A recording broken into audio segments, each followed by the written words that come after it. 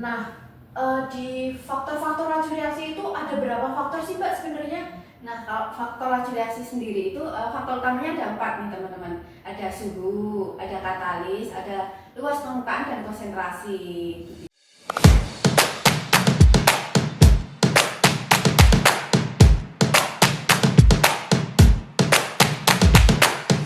Halo teman-teman Sobat Sains, kita kembali lagi ya di podcast Sains dan Budaya. Nah, seperti biasa nih kita bakal ngobrol-ngobrol seru tentang salah satu materi sains yaitu kimia yang terdengar dekat dengan kehidupan kita sehari-hari ya. Mbak Dea, saya tuh jadi penasaran kenapa sih ada reaksi yang jalannya itu super cepat seperti kembang api itu kan dia langsung meletus di langit langsung menghasilkan warna yang cantik ya Mbak. Iya, Nah betul. ada juga itu reaksi yang membutuhkan waktu lama, contohnya perkaratan. Meskipun kita membuat tape itu kan kita juga butuh waktu berhari-hari ya Mbak. Nah itu kenapa sih Mbak kok bisa kayak gitu? Nah, betul sekali ya. Reaksi itu beda-beda. Ada yang berlangsung cepat, ada yang berlangsung lambat seperti yang dijelaskan Mbak Putu tadi. Nah, apa sih yang membuat suatu reaksi itu bisa berlangsung cepat dan lambat? Nah, itu ada yang mempengaruhi ya. Atau yang kalau di laju reaksi itu ada yang kita kenal dengan faktor-faktor laju reaksi gitu Oke, Mbak. nah berarti faktor laju reaksi itu seperti cara main ya atau Betul. aturan main lah ya Iya. yang dapat menentukan cepat atau lambatnya suatu reaksi itu berlangsung Betul ya Mbak. sekali Mbak. Nah, di faktor-faktor laju reaksi itu ada berapa faktor sih Mbak sebenarnya? Nah, kalau faktor laju reaksi sendiri itu faktor utamanya ada 4 nih teman-teman. Ada suhu, ada katalis, ada luas permukaan dan konsentrasi begitu. Oke, jadi mungkin teman-teman itu masih bingung ya apa itu konsentrasi, suhu, luas permukaan dan juga katalis. Nah, dari faktor-faktor itu agar kita bisa mengetahui lebih lanjut dan teman-teman itu bisa mengetahui dan bisa belajar lebih luas ya Mbak. Kita mungkin bisa kuliti satu-satu Oke, ya bahasa faktornya. ya. Iya. Oke, yang pertama mungkin kita membahas dulu tentang faktor suhu tadi. Oke. Nah, dimana misalnya kalau kita ambil contoh dalam pembuatan tape, ya dimana kalau kita udah ngasih raginya nih teman-teman, itu kan harus disimpan di tempat yang rapat. Nah, kita harus menyimpannya dalam suhu yang hangat. Karena semakin tinggi suhu nanti akan lebih cepat suatu reaksi itu bisa terjadi. Hubungannya apa? Hubungannya dengan teori tumbukan kemarin, di mana semakin tinggi suhu maka energi kinetik partikel itu akan bergerak lebih cepat, energi kinetiknya akan lebih tinggi sehingga bergerak lebih cepat. Hal tersebut akan mempengaruhi teori tumbukan. Tumbukannya akan lebih sering terjadi sehingga suatu reaksi dapat berjalan lebih cepat. Yang mana tadi kalau tape ketan yang kita simpan dalam lebih hangat itu akan lebih cepat fermentasinya dibandingkan di ruang dingin atau di kulkas gitu Mbak. Oke, jadi mungkin suhu ini seperti rem atau gas Iya, ya. betul. Kalau dia semakin hangat, maka dia akan semakin cepat Cepat, untuk betul. memperproses laju reaksi itu. Betul. Jika dia dingin, akan semakin lambat. Iya betul sekali Mbak. Oke, tadi suhu sudah ya teman-teman. Kita lanjut ke faktor kedua nih. Kita bahas tentang konsentrasi ya. Dimana sama seperti suhu berbanding lurus ya, semakin tinggi konsentrasi maka semakin cepat laju reaksinya. Dimana kalau konsentrasinya semakin tinggi itu kan jumlah partikelnya semakin banyak, maka tumbukan-tumbukan itu akan lebih sering terjadi. Karena tumbukan lebih sering terjadi maka suatu reaksi itu bisa lebih cepat. Misalnya apa? Misalnya kalau kita membuat wedang jahe nih, kalau jahenya semakin banyak itu kan akan lebih cepat keluar rasa hangat pedasnya ya dibandingkan kalau kita menggunakan sedikit jahenya gitu. Oke. Ngomong-ngomong soal jahe nih Mbak ya, Iya. saya itu jadi teringat kalau musim hujan itu biasanya saya minum jahe. Nah, kalau saya, iya betul, kalau saya mau membuat jahe itu saya perbanyak jahenya biar Iya. konsentrasinya itu lebih banyak gitu ya, jadi akan terasa lebih cepat hangat gitu di badan. Pedes juga ya teman-teman. Iya, betul. Oke, karena tadi konsentrasi sudah, oke lanjut ke faktor ketiga ya teman-teman, yaitu faktor luas permukaan. Masih dalam konteks wedang jahe ya. Kalau kita membuat wedang jahe yang digeprek sama yang utuh itu lebih cepat kemana ya Mbak? Kalau saya rasa sih lebih cepat yang digeprek gitu ya Mbak ya. Kenapa tuh kalau menurut Mbak Puput sendiri? Kalau saya karena saya orang awam ya Mbak ini, kalau menurut saya kalau digeprek itu kan dia mungkin apa namanya, sari patinya itu lebih bisa keluar daripada yang utuh ungkulan gitu kita masukkan ke dalam air ya Mbak ya. Betul sekali, betul.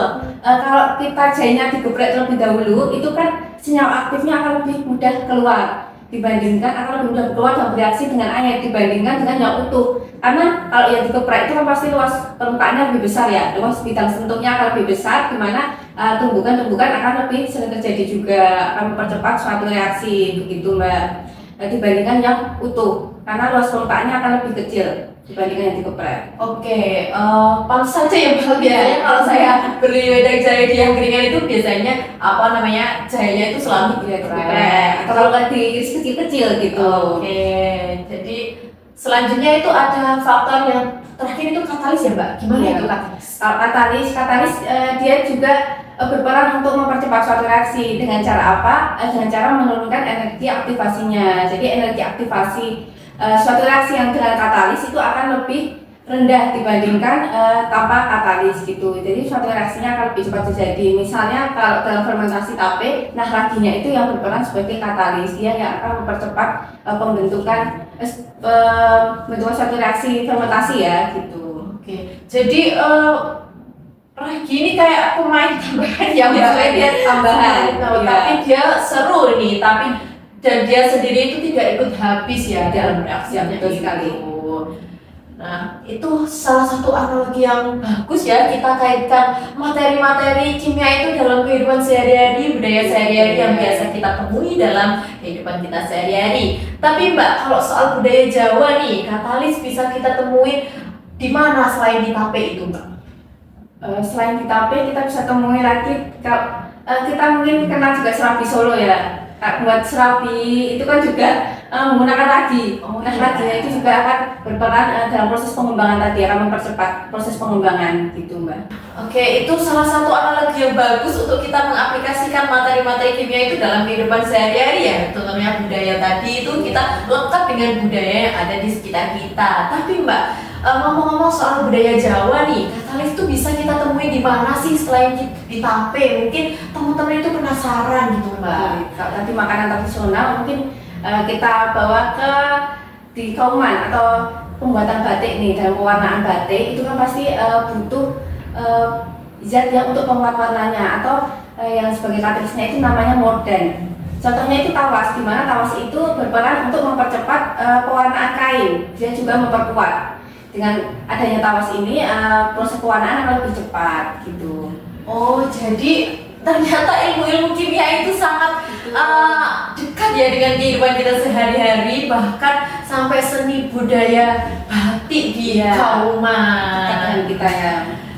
Nah, kita sekarang masuk ke topik order reaksi nih Mbak. Reaksi. Karena kan laju reaksi kita tidak lepas dengan namanya order reaksi ya Mbak itu. Apa sih Mbak sebenarnya order reaksi itu? Order reaksi itu secara singkat itu dia sebagai tingkat suatu reaksi, di mana dia menyatakan hubungan konsentrasi suatu reaksi dengan laju reaksinya. Misalnya nanti kalau semakin tinggi konsentrasi itu kan semakin cepat laju reaksinya. Jadi order reaksi itu bisa dikatakan sebagai tingkat reaksi gitu Mbak. Oke, berarti untuk laju reaksi di order reaksi ini berarti sama aja kayak tingkat reaksi gitu ya Mbak Iya, ya? betul. Nah, di order reaksi itu apa kita itu bisa membaca langsung atau enggak sih Mbak sebenarnya?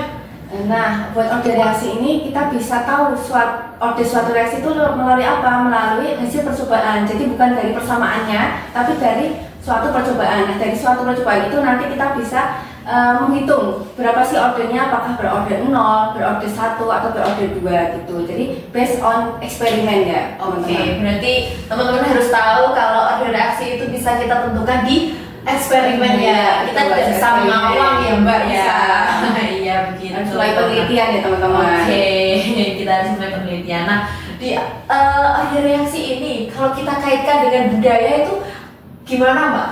Kalau dikaitkan dengan budaya, kita ambil lagi aja yang mudah ya teman-teman, seperti tadi ragi dalam tape. Misalnya kalau kita tambahkan konsentrasinya, kita naikkan 2 kali lipat. Nah, nanti bisa konsentrasinya naik, laju reaksinya akan naik 2 kali lipat. Nah, berarti reaksi itu berorder satu, dimana kalau kita naikkan konsentrasinya maka lajunya juga akan naik. Misalnya kalau kita naikkan 3, maka lajunya juga akan naik 3 kali lipat. Beda lagi kalau nanti berorder 2 teman-teman. Kalau reaksinya berorder 2, misalnya tadi TP-nya kita naikkan, konsentrasi naikkan 2 kali lipat, maka lajunya akan naik 4 kali lipatnya gitu. Jadi order itu bermacam-macam. Kita bisa tentukan dari eksperimen, bisa dari order tadi 1, 2, atau order 0, berarti yang tidak mempengaruhi, konsentrasinya itu tidak mempengaruhi laju reaksi tersebut. Baik, berarti ini kita harus benar-benar terjun ke lapangan ya agar bisa mengetahui laju reaksi ini ya Mbak ya. Oke, dari penjelasan Mbak Dea tadi kita bisa mengetahui ya bahwa laju reaksi dalam subbab order reaksi itu kita harus benar-benar percobaan langsung di lapangan ya Mbak sepertinya ya. Kalau lapangannya di kimia tuh laboratorium ya tentunya ya Mbak ya. Oke, jadi untuk podcast kali ini kita mungkin ditutup saja dari pengertian order reaksi ini ya Mbak ya. Iya, kita tutupkan sampai order reaksi ya teman-teman. Iya. Lain kali kita bisa ngobrol lagi tentang laju reaksi lebih mendalam lagi. Kita mungkin next ke podcast selanjutnya ya Mbak, agar teman-teman itu bisa menyimak lebih lanjut ya. Oke, sekian mungkin dari saya, dari Mbak Dea. Mungkin ada yang ingin disampaikan untuk teman-teman. Oke, mungkin memang sains ini dekat dengan kita ya teman-teman. Mungkin kayak kita merasanya kimia itu berbahaya, tapi ternyata enggak teman-teman. Kimia itu sangat dekat dengan kita, sangat bersahabat dengan kita. Tadi contohnya ada budaya seperti pewarnaan batik, wedang jahit, dan tape ketan gitu. Oke, mungkin sekian dulu dari kami ya. Kita tutup, kurang lebihnya mohon maaf. Sekian dan terima kasih. Sampai jumpa di episode selanjutnya.